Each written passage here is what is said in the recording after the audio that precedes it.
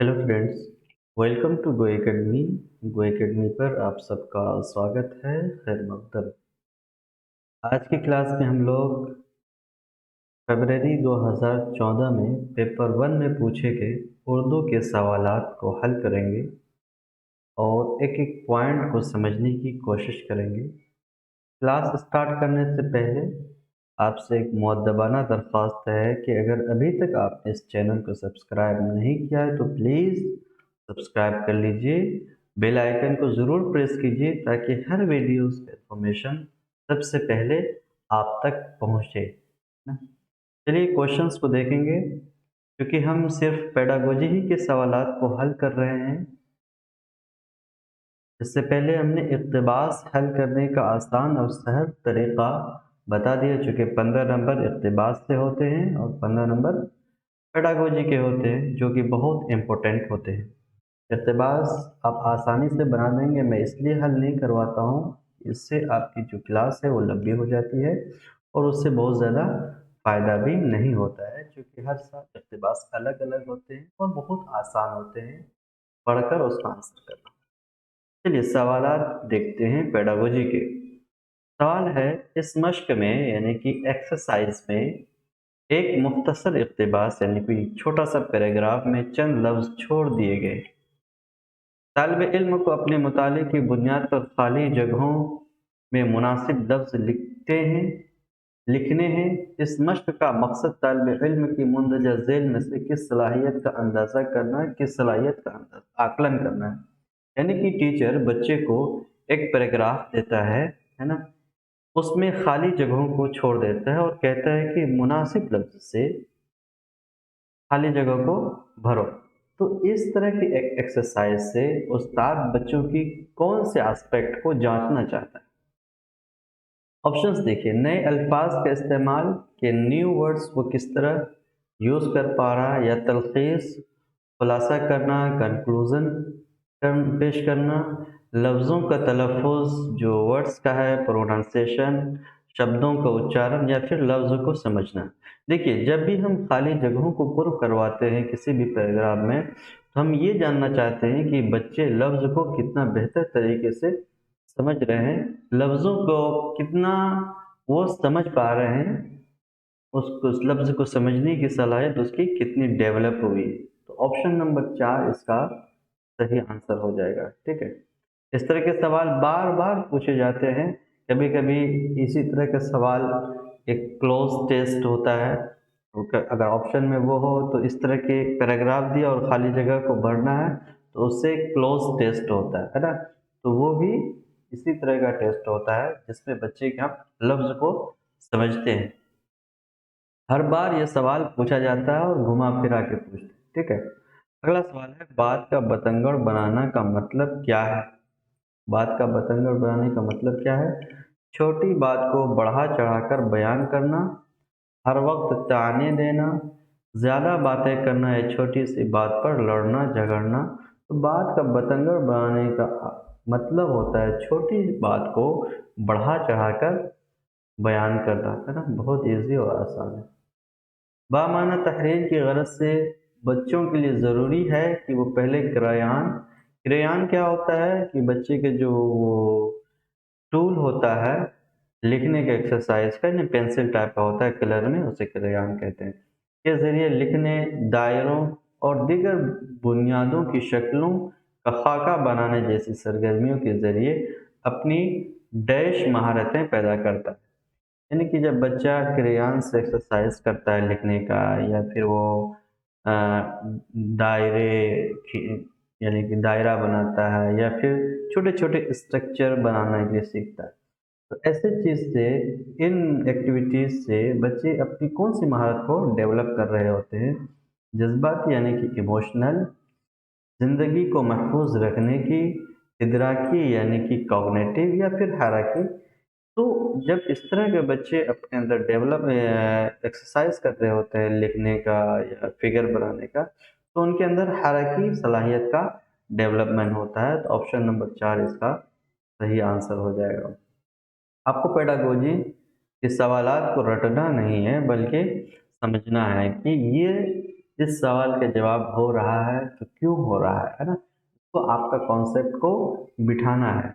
एक बार कॉन्सेप्ट आप समझ जाएंगे तो बार बार समझने की ज़रूरत नहीं है। इसलिए कहता हूँ कि पेडागोजी में जितना ज़्यादा एक्सरसाइज करेंगे उतना अच्छा स्कोर आपका पेडागोजी में हो पाएगा। और लैंग्वेज में अच्छा स्कोर करने के लिए मैं हमेशा कहता हूँ कि आपको पेडागोजी के जो सवालात होते हैं लैंग्वेज में वो बेहतर करना पड़ेगा। अगर 50 या 55 के आसपास आप पहुंचना चाहते हैं लैंग्वेज में। किसी दोस्त को खत लिखते वक्त आमोजगार को किस पहलू पर ध्यान देना चाहिए? यानी कि आप किसी फ्रेंड को लेटर लिखना चाह रहे हैं तो आप उनमें कौन कौन सी बात को जहन में रखेंगे? तहरीर दूसरों पर वाज़ेह हो सके, यानी कि जिसको लिख रहे हैं वो समझ सके। मुखफ़्फ़फ़ात का इस्तेमाल, मुखफ़्फ़फ़ात कहते हैं एब्रीविएशन को, जो शॉर्ट वर्ड्स हैं, कीवर्ड्स है ना, उसे मुखफ़्फ़फ़ात कहते हैं, का इस्तेमाल हो। और फिर वज़ा हो, यानी कि उसका स्ट्रक्चर जो है बिल्कुल लेटर का जो कंटेंट हो वो पूरा साफ हो। ज़ाती हो, पर्सनल हो, किसी ख़ास वजह के बगैर, यानी कि पर्सनल तो है लेकिन उसका कोई एक स्पेशल स्पेसिफिक वजह नहीं है, स्ट्रक्चर नहीं है, ठीक है। एक ख़ास वजह, ज़ाती पहलुओं पर जोर, मुखफ़्फ़फ़ात का इस्तेमाल, जी हाँ। जो आपका लेटर होना चाहिए वो एक ख़ास पहलू में होना चाहिए, ख़ास तरीके से लिखा जाना चाहिए। फिर ज़ाती पहलुओं पर ज़ोर देना चाहिए कि आप किस मकसद से लिख रहे हैं। फिर थोड़ा बहुत मुख़फ़्फ़फ़ात इन एब्रिविएशन का भी इस्तेमाल कर सकते हैं जिससे वो आपकी लेटर को आसानी से समझ सके, है ना। तो ऑप्शन नंबर 3 इसका सही आंसर हो जाएगा कि किस खत लिखते समय इन बातों का ख्याल रखना ज़रूरी है। अगला सवाल है, ज़ाती ज़बान सीखने के दौरान तलबा को बोलते वक्त अपने तलफ़्फ़ुज़ पर एतमाद नहीं रहता। जो उच्चारण कर रहा है शब्दों का, उस पर बच्चों का एतमाद नहीं हो पा रहा है। इस मुश्किल पर काबू करने का क्या तरीका है कि बच्चा तो बोल रहा है लेकिन उस पे अपने ऊपर आत्मविश्वास, सेल्फ कॉन्फिडेंट वो नहीं है कि वो सही बोल रहा है या गलत बोल रहा है। तो इस चीज़ को, इस कमी को कैसे रिमूव करेंगे, कैसे ख़त्म करेंगे? खेल, क्लासरूम में खेल जैसी मशकें कराना जिनमें तलबा एक दूसरे से बातें कर सकें। ये बात सही लग रही है कि आप बच्चे को एक्टिविटी करा रहे हैं जिसमें बच्चा एक दूसरे से इंटरेक्ट कर रहा है। तो इंटरेक्ट करते वक्त बच्चे का जो कॉन्फिडेंट है वो डेवलप होगा, कॉन्फिडेंस डेवलप होगा, उनमें आत्मविश्वास आएगा। जितना ज़्यादा बच्चे को इंटरेक्शन का अपॉर्चुनिटी, अवसर मिलेगा, उतना ज़्यादा बच्चे के अंदर कॉन्फिडेंस पैदा होगा। इस तरह के सवाल बहुत आ चुके हैं और हमने डिस्कस भी किया है। ठीक है, तो इसका ऑप्शन नंबर ए सही आंसर हो जाएगा। बाकी के ऑप्शंस क्यों नहीं होंगे उस पर भी देख लेते हैं। किसी माहिर की मदद से बोलें या किसी एक्सटर्नल आदमी को बुलाने की ज़रूरत पड़ रही है, यानी कि बुलाने को कहा जा रहा है।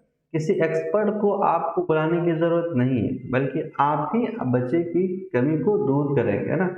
गलती होते ही उसकी इस्लाह कर लें, फ़ौरन गलती हो आप फ़ौरन सबके सामने बता दिए, ये कुछ बेहतर मेथड, बेहतर विधि नहीं होता है। क्लासरूम में बुलंद आवाज़ से पढ़ना, बुलंद आवाज़ से पढ़ने से किसी हद तक तो तलफ़्फ़ुज़ बच्चे के अंदर सुधार करवा सकते हैं, लेकिन कॉन्फिडेंस जो आएगा तब आएगा कि जब बच्चे को खुद इंटरेक्शन करने का अवसर आप दे रहे हैं, मौका दे रहे हैं। वहाँ पे देखिए, ऑप्शन नंबर 1 और 4 में आपको किसी हद तक कन्फ्यूज़न हो सकता है, लेकिन ऑप्शन नंबर जो 1 जो है वो कॉन्फिडेंस को ज़्यादा बढ़ाने में मदद करेगा। क्योंकि पेडागोजी के सवाल है, फन तदरीस के सवाल है, इसमें कुछ ऑप्शंस ऐसे होंगे जो आपको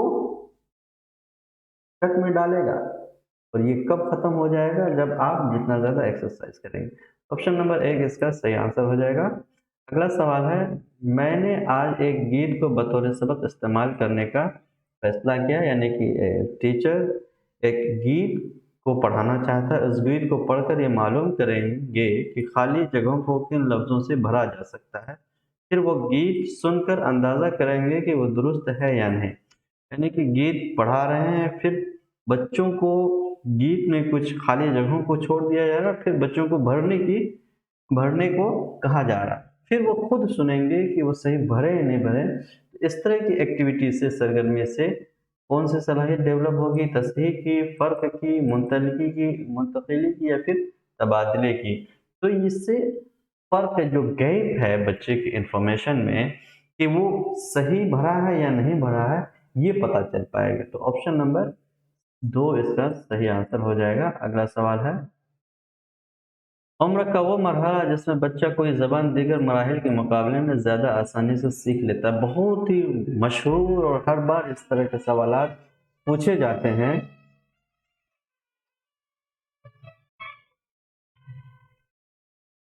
कि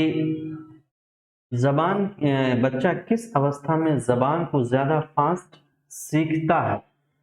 तो प्री चाइल्डहुड जो स्टेज होती है बच्चे की, वो ज़बान सीखने की सबसे अच्छी अच्छा स्टेज और सबसे अच्छी उम्र होती है। यानी कि 8 साल से पहले की जो उम्र होती है, जो अवस्था होती है, बच्चा इसमें भाषा को बहुत फास्ट सीख पाता है। अगला सवाल है, मीडिया की निशानदेही कीजिए। मवाद ज़्यादा होने से लागत नहीं बढ़ती। कंटेंट जितना ज़्यादा बढ़ा लीजिए उसका कॉस्ट नहीं बढ़ेगा और तलबा को ज़्यादा तफसीली मालूमात हासिल होती है और बच्चा पूरा एक्सप्लेनेशन के साथ पढ़ पाते हैं। इस तरह की मीडिया कौन सी मीडिया कहलाती है? बहुत ही आसान सवाल। इस तरह की मीडिया इलेक्ट्रॉनिक मीडिया कहलाएगी। कंटेंट जितना ज़्यादा बढ़ा लिए, नंबर ऑफ स्टूडेंट जितना ज़्यादा बढ़ा लिए, सबको एक लार्ज नंबर स्टूडेंट को आप एक साथ पढ़ा सकते हैं। बिल्कुल इसमें कुछ रखा ही नहीं, आसान सवाल है। अगला है, कई ज़बानें बोलने वाले तलबा की क्लास में किसी एक ज़बान की तदरीस से होता है। जब बच्चे को हम कई ज़बान बोलने वाले हमारे क्लासरूम में हैं और हम बच्चे को कोई एक लैंग्वेज, कोई एक भाषा पढ़ाना चाहते हैं, तो ऐसे में क्या कौन सी चीज़ों को, कौन सी कंटेंट का एक्सरसाइज हो पाएगा? देखिएगा, यकसा ज़बान बोलने वाले ग्रुप में शामिल किए जाने से तलबा सीखने का मन तेज तर हो जाता है, या फिर सिखाई जाने वाली ज़बान में बातचीत को फ़रोग़ देने के मकसद के तहत तलबा को कोई और ज़बान बोलने से बाज रखने की सरगर्म कोशिश की जाती है। यहाँ एक ज़बान कोई ज़बान बोलने से अलग करने की बात कही जा रही है ऑप्शन नंबर 2 में, है ना? या फिर ऑप्शन नंबर 3 देखिएगा, आपस में बातचीत ना कर पाने के सबब क्लासरूम गैर दिलचस्प हो जाता है। इस तरह की जब कई ज़बान बोलने वाले तलबा हैं तो उससे क्लास दिलचस्प नहीं होता है, बल्कि गैर दिलचस्प नहीं होता है बल्कि दिलचस्प हो जाता है। ठीक है, तलफ़्फ़ुज़ और लहजे और नहवी साख्तों में फ़र्क पर बातचीत का मौका मिलता है। जी हाँ, जब हमारे क्लास में कई ज़बान को बोलने के वाले बच्चे होते हैं और हम कोई एक ज़बान पढ़ाना चाहते हैं, बताना चाहते हैं, तो ऐसे में तलफ़्फ़ुज़ और व्याकरण के जो स्ट्रक्चर होते हैं, जो साख्त होते हैं, और उस पर बहस करने का, उस पर बातचीत करने का मौका मिलता है कि क्योंकि अलग-अलग ज़बान के अल्फाज के अलग-अलग उच्चारण, अलग-अलग प्रोनाउंसिएशन होते हैं, अलग-अलग ग्रामर होते हैं, अलग-अलग व्याकरण की, है ना? ये व्याकरण की बातें होती हैं। तो अलग-अलग ज़बान जब बच्चे हैं, बच्चे होते हैं अलग-अलग ज़बान बोलने वाले, तो ऐसे में व्याकरण या तलफ़्फ़ुज़ पर कि उस ज़बान के तलफ़्फ़ुज़ में और इस ज़बान के लफ्ज़ के तलफ़्फ़ुज़ में क्या फ़र्क है, इस पर बात करने का मौका मिलता है। ऑप्शन नंबर 4 इसका सही आंसर हो जाएगा। अगला सवाल है, ज़बान की मुंतक़िली इस बात पर असर-अंदाज़ होती है कि आमोज़गार यानी कि लर्नर इसे सानवी या गैर मुल्की ज़बान कितनी महारत हासिल करता है। ये सूरत हाल बेहतर हो सकती है। यानी कि अगर आप बच्चे को कोई दूसरी ज़बान सिखाना चाहते हैं, मुख्तसर में सवाल में यही कहा जा रहा है कि अगर बच्चे को आप कोई दूसरी ज़बान सिखाना चाहते हैं, तो ऐसे में आप क्या करेंगे कि दूसरी ज़बान आसानी से बच्चा सीख ले? ऑप्शंस को देखिएगा, तलबा में खुद एतमादी और बाहमी बातचीत को बढ़ावा देने के लिए ग्रुप सरगर्मियों पर ज़्यादा से ज़्यादा तवज्जो देंगे, कि बच्चे के अंदर कॉन्फिडेंट पैदा करेंगे और को इंटरेक्शन आपस में बातचीत करने का मौका देंगे, है ना। इससे दूसरी ज़बान को सीखने में मदद मिलेगी, या फिर कोई और ज़बान सीखने में तलबा की दुश्वारियों का अंदाज़ा करने के लिए वक्फे से तशख़ीसी जांच करना, कि बार बार जांच करने से दूसरी ज़बान को सीखने में मदद करेगी, या फिर क्लास में बतदरीज मुश्किल तर तहरीरों को पढ़े जाने की शदीद मशक कराएं, कि बार बार एक्सरसाइज कराया जाए, या फिर ज़बान दो सीखने की ठोस इदराकी बुनियाद फराहम करने के लिए ज़बान एक की अमूमी महारतों को मजबूत करने की गरज से सीखने की मशक़ें कराए।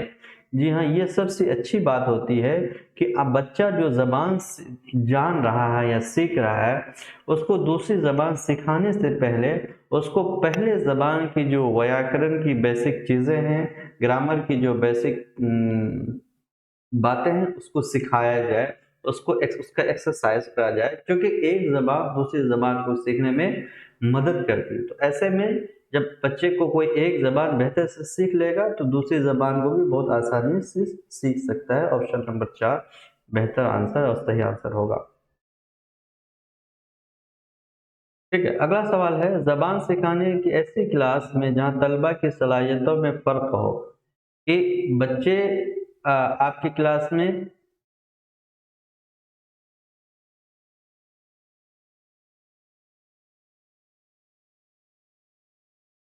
आपकी क्लास में अलग अलग सलाहियत वाले बच्चे हैं, तो ऐसे में आप क्या करेंगे?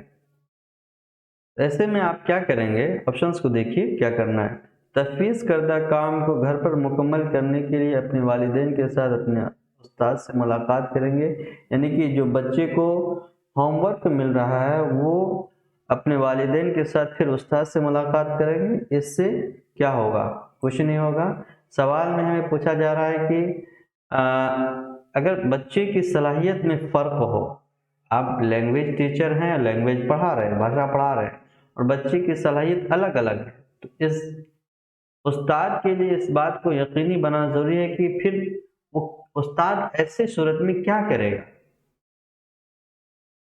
तो बच्चे छोटे छोटे क्लास प्रोजेक्ट अंजाम दें, जिनमें उन्हें आपस में बातचीत करने, समाजी राब्तों की महारत बढ़ाने और बड़े ग्रुपों में रहकर काम करने का मौका मिले। ये सबसे अच्छी बात होती है कि आप बच्चे को ग्रुप वर्क कराएं। जब अलग अलग एबिलिटी वाले बच्चे हो, अलग अलग योग्यता वाले बच्चे हो आपकी क्लास में, तो ऐसी सूरत में आप जितना ज़्यादा ग्रुप वर्क कराएंगे, एक्टिविटी कराएंगे, उतना ज़्यादा बच्चा आपस में एक दूसरे से सीखेगा सीखेगा चाइल्ड सेंटर लर्निंग होगी, फिर उससे एक दूसरे का कॉन्फिडेंस भी डेवलप होगा। ऑप्शन नंबर 2 इसका सही आंसर हो जाएगा। अगला सवाल है, दरसी किताबों के सवालात बाज़ औक़ात कमतर सतह के या हक़ाइक़ पर मबनी होते हैं। जो आप टेक्स्ट बुक पढ़ा रहे हैं, कभी कभी वो कंटेंट लेस हो, मतलब उतना ज़्यादा कंटेंट नहीं होता उसमें, या फैक्चुअल बातें उस पर नहीं होती हैं। तो ऐसे सूरत में आप क्या करेंगे कि दरसी किताब का इस्तेमाल करना छोड़ देंगे, कम से कम करेंगे? नहीं, दरसी किताब का इस्तेमाल करना कम नहीं करेंगे, पढ़ने के लिए ज़्यादा से ज़्यादा अदबी तहरीरें तजवीज़ करेंगे, या अच्छे अच्छे लिटरेचर पढ़ लो, या फिर तख्लीकी अंदाज से सोचने और मसाइल हल करने वाली सरगर्मियों का मौका फराहम करेंगे। ये सबसे अच्छी बात होती है कि अगर आपका कोई सबक, कोई लेसन में उतना फैक्चुअल बात नहीं है, तो बच्चे को ऐसे मौका फराहम किया जाए जहाँ पे बच्चे अपने से सोचें, उनकी तख्लीकी सलाहियत का इजहार हो, और उसे मसाइल को, प्रॉब्लम्स को सॉल्व करने का मौका, अपॉर्चुनिटी, अवसर मिले। तो ऐसे में बच्चा दिलचस्प होकर आपकी क्लास में शामिल होगा। ऑप्शन नंबर 3 इसका सही आंसर हो जाएगा। ठीक है, अगला सवाल है, कोई गैर मुल्की ज़बान सीखने वाले तलबा को तलफ़्फ़ुज़ की मुश्किलों के सबब उस ज़बान की किसी तहरीर को बोलने में दुश्वारी होती है। कोई गैर मुल्की ज़बान को सीखना चाह रहा है तलबा, ठीक है, फिर उस ज़बान के लफ्ज़ों को वो सही से बोल नहीं पा रहा, उच्चारण नहीं कर पा रहा, तो ऐसे में क्या करेगा उस्ताद? क्या करेगा? बुलंद आवाज़ में पढ़कर, ताकि इमला और तलफ़्फ़ुज़ के दरमियान ताल्लुक़ समझे। यहाँ पे तलफ़्फ़ुज़ करने में बच्चे को दुश्वारी हो रही है, इमला की बात नहीं की जा रही है। ऑप्शन नंबर 2 देखिएगा, लफ्जों को बुलंद आवाज में पढ़ते हुए और दुरुस्त तलफ़ुज़ को सुनकर मश्क के तौर पर उसे दोहराते हुए। जी हाँ, बच्चे को बुलंद ख़्वानी करवा रहे हैं। बुलंद ख़्वानी मैंने बताया कि तलफ़ुज़ को, उच्चारण को डेवलप करने में मददफुल होता है, ठीक है। और दूसरा जो इसमें काम हो रहा है, बच्चा तलफ़ुज़ को सुन भी रहा है, फिर सुनने के बाद एक्सरसाइज भी कर रहा है। ये कॉम्प्रिहेंसिव ऑप्शन है ना, वो जामी ऑप्शन है, इसमें सारी बातें आ गई जिससे बच्चे का जो उच्चारण की जो मुश्किलात है, प्रॉब्लम है, वो सॉल्व हो रहा है। तो ऑप्शन नंबर 2 इसका सही आंसर हो जाएगा। क्योंकि पेडागोजी में आपको सही और मुनासिब आंसर चुनना है, इसलिए आपको आंसर करते समय ये देखना है कि सबसे सटीक और मुनासिब आंसर क्या है, ठीक है। ऑप्शन नंबर 3 भी देख लिए, उस्ताद के तलफ़ुज़ की नकल करना। सिर्फ नकल करने से क्या होगा? ये वाला ये वाली बात इसमें खुद पहले से आई है कि बच्चे सुनकर फिर मश्क कर रहा है ना। ये भी काम इस ऑप्शन में आ गया, ऑप्शन नंबर 2 में। और ऑप्शन नंबर 3 भी किसी न किसी तरह से इसमें शामिल है। अगला ऑप्शन है मुश्किल लफ्ज को मश्क के तौर पर अपने आप पढ़ना। सिर्फ मुश्किल लफ्ज का ही एक्सरसाइज कर रहे हैं। यहाँ पे बच्चों को कॉमनली और अमूमी तौर पर लफ्जों को तलफ़ुज़ करने में दिक्कत हो रही है। ऑप्शन नंबर 2 इसका सही आंसर हो जाएगा। अगला सवाल है, ज़बान की तदरीस की क्लास में खुसूसी सलाहियतों वाले तलबा में वाबस्तगी, कामयाबी और इज़्ज़त नफ्स के एहसास को फ़रोग़ दिया जाना चाहिए। इसके लिए ज़रूरी क्या है कि बच्चे के अंदर कुछ आपकी क्लास में कुछ बच्चे स्पेशल सलाहियत वाले हैं, ऐसे में उनकी इज़्ज़त को, उनकी डिग्निटी को, उनके अंदर एहसास को फ़रोग़ देने के लिए आप क्या करेंगे? उन तलबा की मख़सूस ज़रूरतों के पेश नज़र बासलाहियत असातिज़ा का तकर्रुर करेंगे। अलग से असातिज़ा आप तो नहीं रख सकते। उन तलबा को एक साथ रखा जाए ताकि वो स्कूल के अपने दीगर साथियों से मिलजुल ना सकें। देखिए, सेग्रेगेशन आप नहीं कर सकते, बच्चे को अलग नहीं कर सकते, बल्कि बच्चों को ग्रुप में रखना है। तो ये भी बात गलत हो गई। मुख्तलिफ नौइयतों की दस्ती किताबें फराहम की जाएँ, अलग अलग टेक्स्ट बुक दी जाए। सिर्फ टेक्स्ट बुक देने से क्या हो जाएगा? अगला ऑप्शन देखिए, जो बहुत गौर से आपको देखना, मिलजुल कर सीखना, यानी कि आपस में सीखना, ग्रुप में सीखना, बाहमी ताउन और बातचीत के मौके फराहम करना। जी देखिए, इस तरह के सवाल बार बार रिपीट हो रहे हैं और कई सवाल आ रहे हैं घुमा फिरा के। तो ये सबसे अच्छी बात होती है कि बच्चे को कोऑपरेटिव लर्निंग किया जाए, ग्रुप लर्निंग का अवसर दिया जाए, मौका दिया जाए। ऑप्शन नंबर 4 इसका सही आंसर हो जाएगा। आज की क्लास में ये बहुत इंपॉर्टेंट उर्दू के पेडागोजी के क्वेश्चंस थे। अगर आपको वीडियो अच्छा लगा तो प्लीज़ चैनल को सब्सक्राइब कर लीजिए, बेल आइकन को प्रेस कीजिए ताकि सबसे पहले आप तक वीडियोस की इंफॉर्मेशन पहुंचता रहे। क्योंकि मैं उर्दू पेडागोजी के सीरीज़ चला रहा हूं और क्वेश्चंस को बेहतर तरीके से हल करवा रहा हूं। अगर अभी तक इस चैनल को आपने सब्सक्राइब नहीं किया है तो सब्सक्राइब कर लीजिए और दोस्तों के साथ भी शेयर कीजिए। Thank you so much.